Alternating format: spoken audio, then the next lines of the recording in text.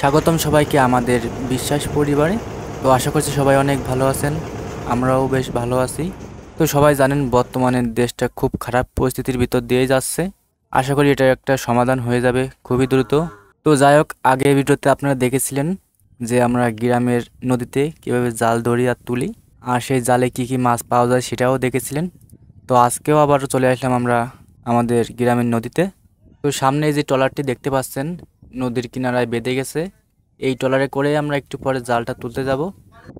এইখানে দেখেন ট্রলারের উপর থেকে নদীটা এমনই দেখতে লাগে, আর সামনে দেখেন আমাদের ছোট জালটি ধরা আছে। আর এই নদীর পাড়ে দেখেন অনেকগুলো ট্রলার আছে। তো এইগুলো সাগরে যাওয়ার সময়ই শুধুমাত্র নিচে নামায়, তাছাড়া বেশি একটা নামায় না।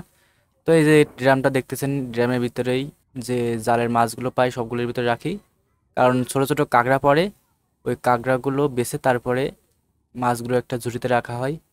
তো আমরা এখনই যাব ট্রলারটা স্টার্ট দিয়ে জালের গায়ে।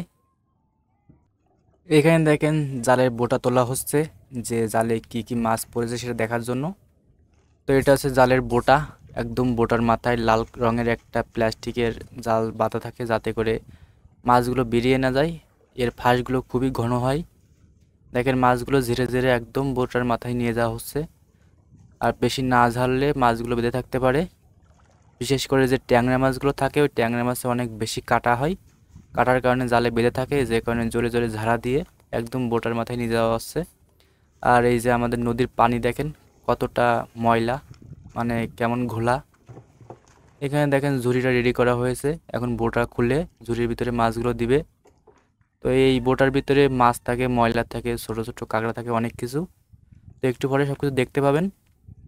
তো এখানে দেখেন মাছগুলো ধীরে ধীরে ঝুড়ির ভিতরে দিল, এবং ঝুড়ির ভিতরে মাছের সাথে অনেক ছোট ছোট কাঁকড়া পড়েছে, এখন ওইগুলো বাছা হবে। তো সবাই ভিডিওটা শেষ পর্যন্ত দেখতে থাকেন, এবং ভিডিওটা কেমন লেগেছে সেটা কমেন্ট করে অবশ্যই জানিয়ে যাবেন।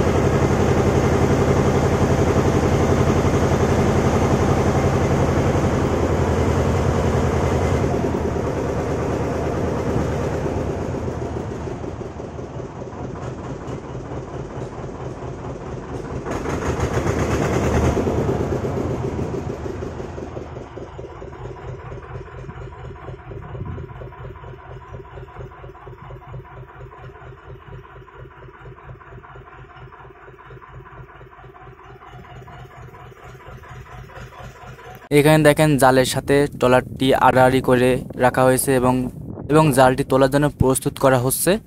তো এখন আর কথা বলতে পারবো না, তো একটু পরেই আমরা 3-4 জন মিলে এই জালটি তুলবো। তো সবাই দেখতে থাকেন। হ্যাঁ,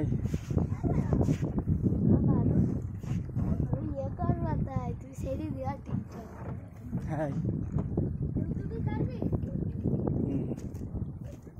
হ্যাঁ, ধর।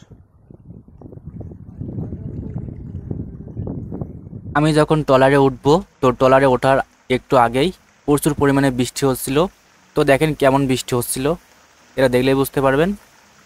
আর আমাদের ভিডিও আপনাদের কাছে কেমন লাগে সেটা অবশ্যই কমেন্ট করে জানিয়ে যাবেন, এবং পাশে থাকার জন্য চ্যানেলটি সাবস্ক্রাইব করে দিবেন। তো আজকের মতো টাটা, বাই বাই, সবাই ভালো থাকবেন।